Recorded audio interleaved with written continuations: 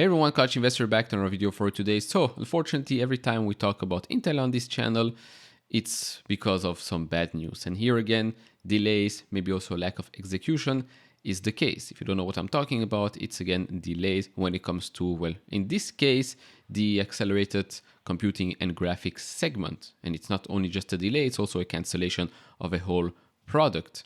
But I think the headlines are a bit over exaggerating. Of course, delays are never nice. And again, this just shows maybe that there is lack of execution when it comes to Intel, when it comes to all the segments that they want to attack. Because remember, they set their goals for that segment pretty high. If you listened to last year's Investor Day, I mean, basically 10x revenue of what they are doing right now. If you don't believe me, we're going to have a look at that later on. But first, I want to touch on, let's say, the graph here. So right now, we're back again at the lowest point, well, close to the lowest point we were in 2015. You can see here on the left, the circle 2015 August. And right now, we're sitting right around that same spot. Now, I marked here a small double top. Double top is usually a bearish indicator, so not great. Now, let's see if this support line right here at around $25 holds.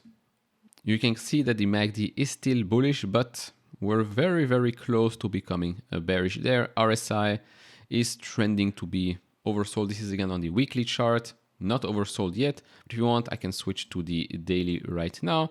If you look at the daily, where the MACD is actually bearish, RSI still at the same point.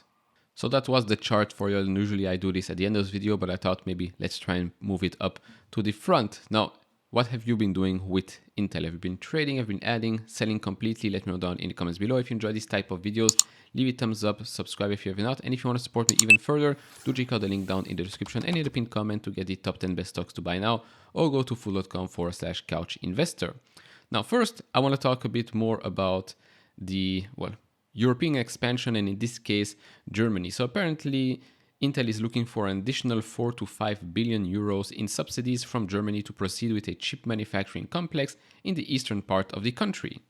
The company had already reached an agreement to build a facility in Magdeburg with around $6.8 billion in government subsidies, subject to EU approval, but it delayed the start of construction on the project at the end of 2022 amid economic headwinds, and is now seeking more aid.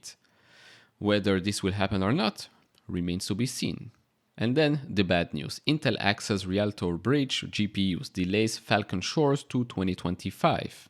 So it's canceling up a series of data center max GPUs and moving to a 2-year cadence for data center GPU releases, which again is not unusual in the industry. Nvidia does the same.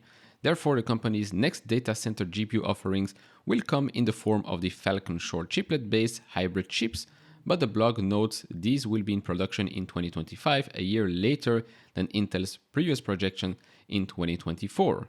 Now, Intel tells us that the delayed Falcon Shores will first come with only GPU cores in 2025, but hasn't indicated when it will integrate CPU cores into the design, but because, well, it should have been a hybrid, a mix of GPU and CPU all in one.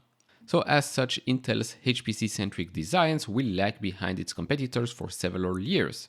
Additionally, Intel will be forced to compete with AMD and Nvidia's HPC-centric designs with its Xeon CPUs and Ponte Vecchio GPUs for several years, a significant disadvantage. Now, to be honest, it could be that Intel can be highly competitive with Ponte Vecchio, and with the 20A and 18A, I think they should be highly competitive as well. And to end this, Intel says the new release cadence is based upon customer expectations for data center GPU products, and it does generally match the incremental launch rate we see from other GPU companies like Nvidia. The moves comes in the wake of Intel's recent restructuring of its AXG graphics group to address the gaming and data center markets separately by placing it under 2 other business units. And if you needed a little reminder of what they announced last year, so they expect basically the total addressable market of AXG to be around $155 billion by 2026. So $45 billion supercompute, $30 billion custom compute, and $25 billion of visual compute.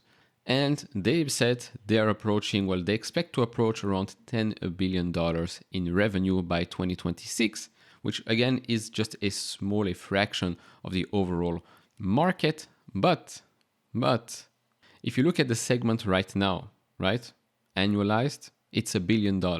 So in a matter of 3 years, maybe 3.5 years, they think they can 10x what they're doing today. And with the delays that we've just seen, highly unlikely. And last thing, I'll end this on a more positive note. So it was reported that Nvidia will use Arizona fabs to make GPUs, says the CEO. Now, of course, first thing that comes to mind, Arizona, Intel is building a fab there. But who else is building a fab there? Well, TSMC. And so as we scroll down, of course, he talks about the importance of TSMC and the importance of them, well, investing in other areas, just not only Taiwan. He added, absolutely, we'll use Arizona in response to Tassarov's question about his firm's plans to use Intel's Arizona facilities for its chip manufacturing. Of course, like I said, TSMC is also building a chip factory in Arizona. Now, again, with the delays, I don't know when or if Nvidia will solely use Intel. They probably diversify like anyone else. And so, although it sucks that Intel again has to cancel a product, delay another product, especially now when there is this whole craze about AI, LLMs, right? A lot of companies probably need those specific chips to come out, and Intel again is lacking in execution, is having some delays, so not really going with the trend. Fine, I know. Short term, this is going to take a hit yet again. But if, again, they can execute on their long-term goal, right? 5 in 4, if they can do that, show the market, show customers that this is feasible, that they will come out with leadership product, because at the end, this is what we're looking for. Being back with a leadership product or products, 5 in 4, that's the whole bull thesis here. Of course, you can put some pins and needles into that bull thesis with those delays, with the lack of execution, etc. But at the end, this is what I'm looking for. Of course, I would have loved if some good news came out. Of course, we've talked about the dividend cut. In my opinion, a good move should help accelerate the other, let's say, segments of the business. Let's see what happens throughout this year. I said 2023 is going to be a make or break year for Intel. And so that will be it for this video. Of course, do share your thoughts down in the comments below. What do you think about this move? More bearish, bullish, sold, everything? Let me know down in the comments below. If you enjoyed this type of videos, leave it a thumbs up. Subscribe if you have not, and I'll see you all in the next one. Bye bye.